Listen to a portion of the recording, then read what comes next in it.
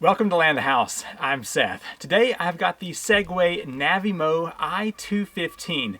This is a robotic mower capable of mowing 0.37 acres per charge. It has the vision, the LiDAR, studded tires, a charging base, all kinds of fun stuff here. So let's go ahead and unbox this, take a close-up look at all the components, hook up the app, and then start mowing the grass. The i215 was well packaged, no damage. There were actually numbers on the cardboard pieces to help you take it out of the box, and everything seems to have survived shipping quite nicely. Let's take a tour around this mower. Up here on the top, you can see there are 4 buttons for navigation, a display screen, an emergency stop button. It's got the EFLS, which is Exact Fusion Location System, right there. It's got the Navimow logo, and that is pretty much all here on the top. Moving to the front of the mower, you can see where the charging port is right here. It's got the vision and LiDAR sensors up top, and also an LED light so it can mow in low light conditions. If I turn the mower up on its side here, you can see underneath there is a carrying handle, which is nice. The 2 front wheels are free spinning to easily allow this to turn where it needs to go. It's got 6 spinning discs for the cutting blades and these nice thick studded tires, which on a hill like I've got is very nice to have.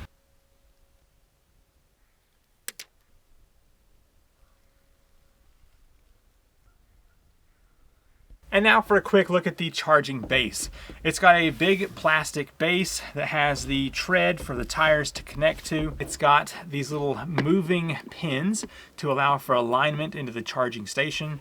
It does have some reflectors up here to help guidance. If you turn to this side, it has a single place for the power cord to go into. And then up top, it does have a light indicator for charging.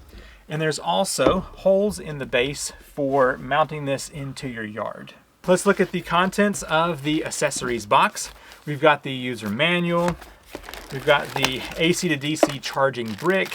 It's got a long extension cable and various spikes as well to put the base into the ground. One nice thing is that this kit also comes with an extra set of the blades in case those break or get lost. Now that we've finished the overview of the mower and all of its components, it's time to get the app installed. Now on top of the packaging, there is this giant card, and it has the QR code that you can scan to download the app. I've got the app downloaded. I'm going to go ahead and open it up here. I'm going to create an account. I now have the app installed and I've got the account set up. It's time to get this connected to the mower. Whenever you connect the mower to the app, make sure you turn on Bluetooth, location, precise location, and also detect nearby devices. Having all those turned on will allow the mower to talk to the app on your phone. I have the charging base connected to power, and I've got the mower out here in the yard. Let's go ahead and hold down the power button so that this turns on. I did hear a beep. It's going to take a moment and then it'll be ready to connect to the app. Connected.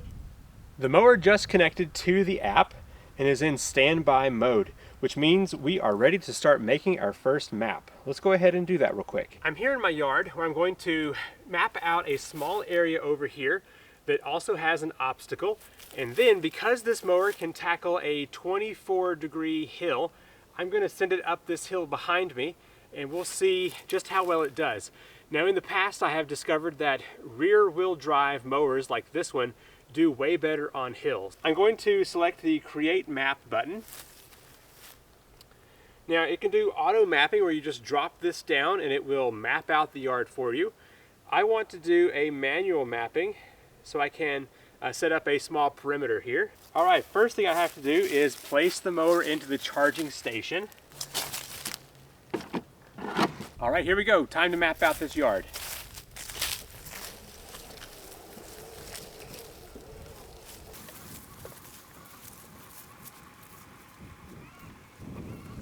I'm going around this obstacle. And now I'm going to return back to the charging base, or where we started from. I've pressed done. It's going to save this map here so that we can start cutting this. Now I'm going to map a section up this hill to see how well this performs on a very steep slope.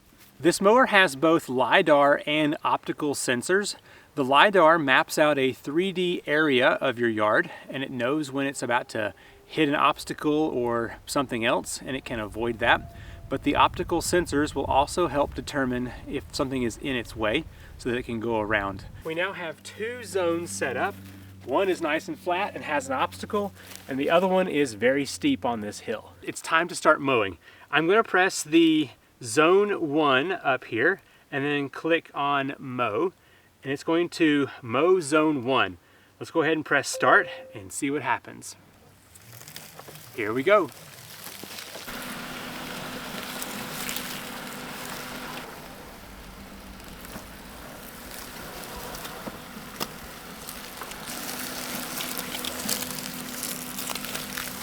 The mower is coming up on the obstacle. Let's see how it handles this. Okay, it sees it and it's going to go around.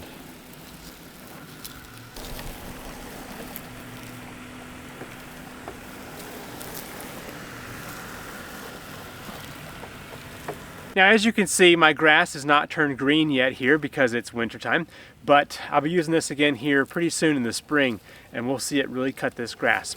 But let's take a little dive into the app real quick. So if you zoom in to Zone 1, you can see where it has mowed so far. You can kind of watch the mower go around. It even shows you that it's done 293 feet so far, 71% on this completion of this zone here. I went into the global cutting height of the mower settings and changed it from 4 inches all the way down to about 2.5 inches. And so now we can actually hear it cutting a bit more.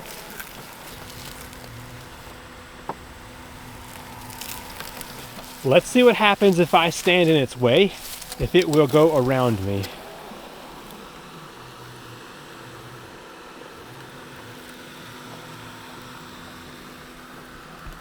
Yep, definitely knows that I'm not supposed to be run over. The mower is just finishing up this area, except for where the obstacle is that it can't reach.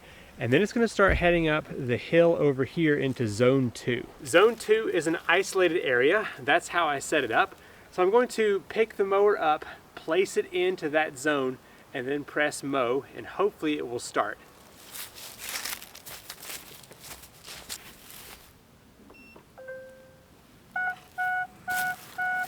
I actually just had to take the mower to Zone 2 and then press the mow button on top of the mower.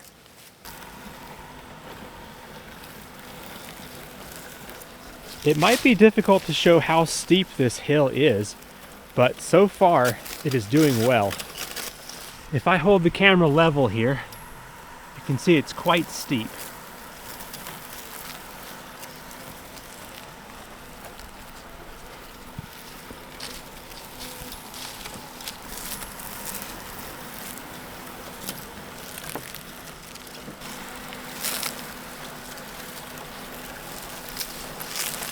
I've worked with several robot mowers this past year, and I have to say the Navimow i215 is well designed.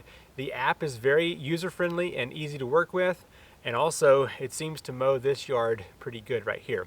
So let's take a look at the app real quick and see some of the features that are here. So if you click on the upper right corner, you can get into some settings. You can set up a mowing schedule, so time of day and also day of the week, which is very handy if you don't want to have to sit here and push the button manually. You can go down to the working mode and you can do efficient or standard or precision. Now global cutting height is nice. You can set up height per zone, but in this case, if you know you want your whole yard to be cut at the same height, you can adjust this so that it will cut at whatever height you set it to do. Very, very nice. There is a mowing at night setting because the mower does have a light here on the front right there, which will allow you to mow at dusk, maybe even at night, but I think it's best just to mow during the day. You can go through some reports and map management and all kinds of other different settings here, which are very convenient on this particular model. Now, when it comes to mapping out your yard, you can set up various paths and bridges and make sure it goes over sidewalks and doesn't cut into them. All kinds of really fun things you can do, and it's very user-friendly inside of that app. I hope you found this video to be helpful. I will have a link to the Navimow i215 in the description down below if you want to check this model out for yourself. I'm Seth with Land a House, and I'll see you in the next video.